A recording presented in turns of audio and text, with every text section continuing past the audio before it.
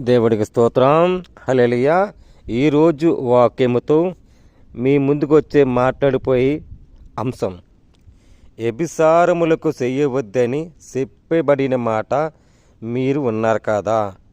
సహోదరులరా, స్త్రీను మోహపు చూపులో ప్రతివాడు చూసేవాడు అప్పుడే తన హృదయంలో ఉన్న వ్యభిచారం చేయాలని ఆలోచన వస్తుంది. అలా చెయ్యవద్దు. దేవుడు అంటున్నాడు, దేవుని బిడ్డగా దేవుని సారముగా నడవాలంటే నీ హృదయము అటిట్టు కాదు. అలాగ వ్యభిచారం చేసినలా నువ్వు నరకంలో పడిపోతావు. నశించటం నీకు ప్రయోజకరమా? అలా చేయొద్దే అని దేవుడు నీతో మాట్లాడుతున్నాడు. నీ భార్యని ప్రేమించు, అప్పుడే నీవు భర్తను శిరస్సుగా ఉంటుంది ఒక స్త్రీ.